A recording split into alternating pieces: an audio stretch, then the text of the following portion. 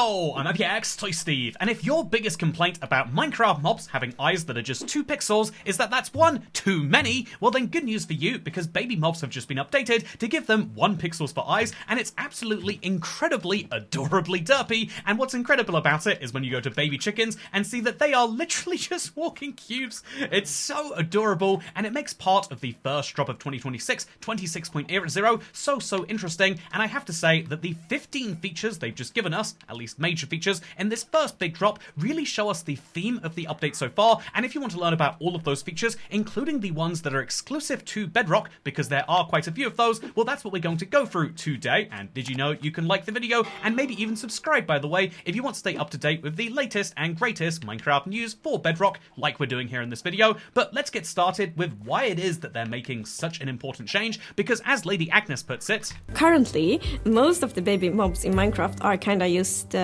scaled down, grown up. So in the code it's kinda if baby, if so, make the body smaller and keep the head. So they have tiny bodies and big heads. But now with this next drop, the amazing artists have made custom models and texture for the babies, and they are so pretty. That's right, this is specifically coming to the game in a way that means that there are a lot of extra mob textures now, and to show off those mob textures, I need to show you a brand new creative feature which existed in console and existed on Java, but has just made its way to Bedrock, and it's the way to guarantee you'll get a baby mob when using a spawn egg, because if you use a spawn egg on an existing mob, you can guarantee you get a baby, and in this case, the baby represents our second feature, because this is the baby pig. So they're also adorably derpy, which by the way does technically have 3 subtextures, but for the sake of counting features, we'll say there are new baby pig textures, different for each biome. Wow, aren't they wonderful? There are also baby chicken textures, different for each biome. They're all going to be adorable little cubes, although the regular ones are kind of chickish yellow. I like that one a lot, but still it's worth mentioning that the same is true for chicks, and the same is also true for lambs, or sheeps as you will. As you can see, it's super adorable, and in every single one of these cases, something Agnes notes is that they will always have 1 pixel for eyes, just to make them a little bit clearly more derpy, and therefore childlike. Are children all derpy? Well, that's a discussion for you to have with someone you care about. But then the next feature here is the baby cow, but this represents the first 4 features, the ones you'll probably see the most, because these are the ones that people breed the most, but there are others. And if you'd like to see what they are, let's go over to Not the Desert to show you. Not that any of these mobs will be different in the desert, besides the rabbit, because this is the ocelot as it exists, and this is a baby ocelot as it exists right now. Bad news for the chicken, apparently, but as you can see, the baby ocelot has been slightly tweaked, so he has slightly smaller eyes, and indeed, so he just looks much more cute in my opinion, and also differentiated from the baby cat, because you see, a cat looks like this, where a baby cat looks like this, which I just think is absolutely adorable. Look at this guy, isn't he great? And what's wonderful about this is the fact that, yeah, you should be able to then get a slightly different cat, or baby cat, based on each of the breeds, meaning that you don't just have 1 brand new cat model, you actually have 9 of them. Just like how we don't have 1 brand new pig model, we have 3. There are so many baby models as part of this, which also covers the rabbit. Oops, well, bad idea. This covers the rabbit, which will look like this when it's a baby, super cute, and the mushroom, which just, I mean, look at this guy. So adorably cute. I love the little changes that they've been making all over the place with these mobs, and it, wait, what is, I don't think that is how a mushroom is meant to look at all. Do you see how it's reflecting in the water there? Okay, while recording, I got so distracted by this mushroom model that I actually forgot to show you the baby wolf, so just in case you want to see it, isn't he super cute? Wait, does he look that different at all? I mean, he definitely has a tiny stubbier tail, but he doesn't actually look that different. He has 2 pixels for his eyes, right? I think it's important to talk about one of the ways that I think we might have been wrong as a community. I know this is a hard thing to say. I know that hating on Mojang is unpopular. You know, it's a really popular thing. You can basically make up any reason and people go, yeah, so right, big company is bad. But I like to acknowledge when we were wrong as a community. And so when we said that it was a really bad thing that Mojang changed the horse, donkey, and mule models, if you haven't seen this yet, now instead of having a baby horse that looks like a baby horse, you know, that slowly grows up to be an adult one, now you instead have a baby horse that stays a baby no matter how much you feed it. But here's the fun thing, this little change that they made was something the community hated, and rightfully so, and I think that still there are some communication issues, but clearly the reason they're doing this is that they want to change the baby model at some point.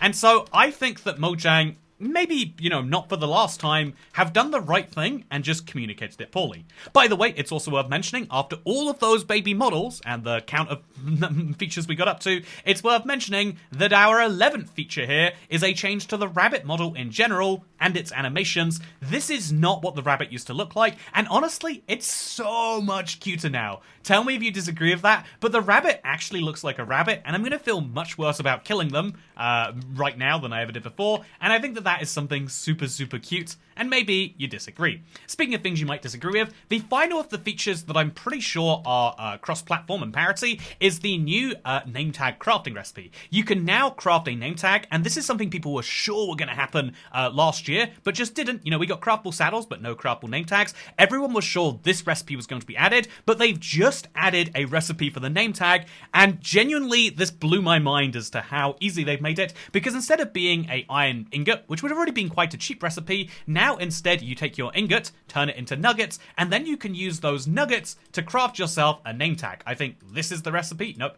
this is the recipe. You can now make name tags so cheaply, and what's even more incredible, you don't even have to use iron. You can use gold, which is arguably more expensive, or even copper, which definitely is not. This is such an absurdly cheap recipe. You can have millions of name tags now without actually going through, let's be real, you can have a shulker box full of name tags, and it's not that expensive in the grand scheme of things. Name tags are now limited not by how much loot you find or fishing you do, but just by how much copper you're willing to mine. You will have as many name tags as you could humanly want, which is crazy if you ask me. But still, it exists nonetheless. So yeah, one of the other fun things they've changed in this update is they've brought out a brand new update toggle. This is something you'll notice when you go to create a brand new world. You'll now, so this is something that Bedrock has to do specifically, just like how Java does. There is now a brand new experiment called Drop 1 of 2026, which tells us the official title of this drop, at least in Mojang's eyes, is Drop 1 2026. Okay, they're not giving us the drop name. They did call their YouTube video talking about it, where I took the excerpt from. They called that the cutest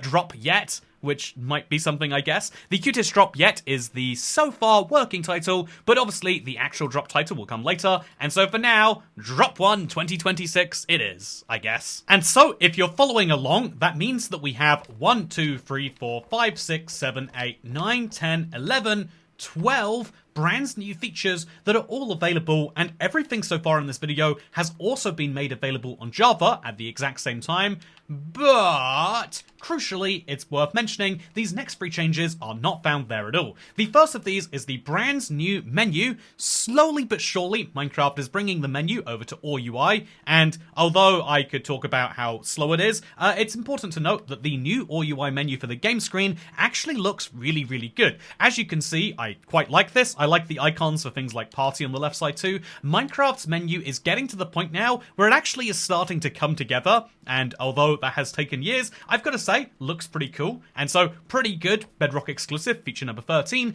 As far as Bedrock exclusive feature number 14, block dithering is something block dithering has existed in Minecraft for a couple of updates now, and you've probably experienced it. When you get close to a mob or a glass block, the mob will vanish so you can see through it, which is useful so it doesn't take up your entire screen. Indeed, the same is true for my own skin, which I really love. However, they've expanded what block dithering is for. The only block that you'll actually notice is the cobweb, because although it says that block dithering has been expanded to chests and heads and decorated pots, it actually means that if you have these items in your hand, then you'll be able to see through them as if, again, they'll be dithered, slightly made transparent, so I can see the cloud through the mob head, which is kind of useful. Also, it's really weird, you don't usually see the Steve head from this angle. Kind of weird that there's just a little hole there. I guess you got to put your head in there somehow. But anyway, with that said, the same is also true for the chest. The chest and any other block when it's in your hand will be dithered so you can see your own face or the sky or, a beautiful desert well. Super, super important when you're in the desert, gotta say. But it's important so you can have those things in there anyway.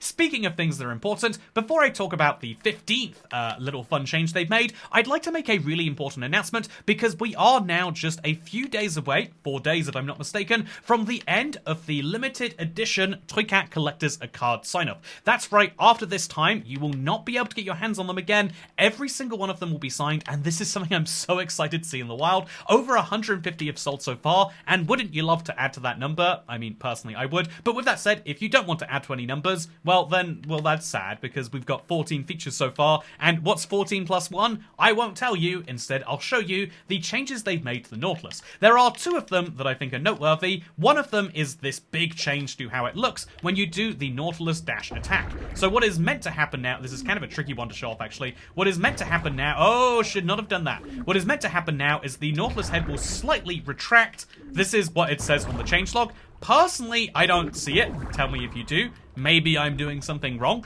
But the other change is the fact that you can now have a Nautilus and go next to one of these blocks right here, getting the conduit effect, and it shouldn't harm your Nautilus, or your zombie horse, or your skeleton horse, or your camel husk. All of the undead mobs that you might actually tame are not going to be harmed by the conduit effect anymore. It's meant to harm undead mobs, and there's this weird thing where Minecraft can't quite work out whether an undead mob is meant to be something you're scared of. So if we change the time to night, for example, should it be that a mob like this, you know, our skeleton horse, should that mob prevent us from sleeping? Because although it's a, you know, it's a hostile mob, is the skeleton horse really hostile? Well, apparently not anymore, a change I personally really like. So keep that in mind. They have now made a bit of an exception to how players expect these items to work, and that is broadly very good.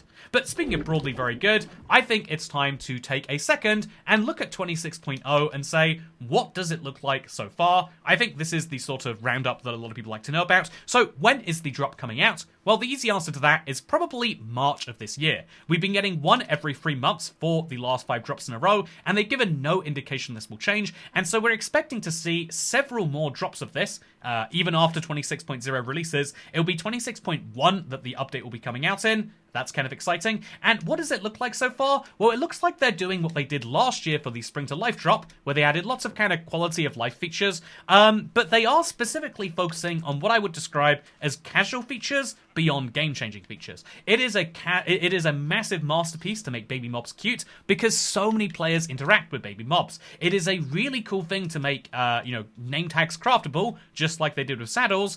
However, it does then create the issue of what about the people who, right now getting a name tag is something that actually has some reward and, what you might call pride and accomplishment behind it. It is hard to do and therefore rewarding when you do it. Is that something that is worth changing? Is it worth kind of effectively removing one of the reasons to explore dungeons and whatnot? Mojang thinks the answer is yes. And so this is why my 26.0 face exists, because I'm not entirely sure I agree, but I do think it's up to debate. Should Minecraft focus on casual players, people who play for half an hour at a time and then maybe bounce out and never go into the same world, or should they focus on players who do get the extremely enchanted gear and the spear? That is a debate that we could probably have, and personally I would hate. But importantly, to round things up, this is a drop that will be coming out in the next 2 to 3 months. It's a drop that seems to be focusing more on the casual player than anyone else, and it's a drop that I'm very excited to follow because it's a very strong start to the year to have so many features.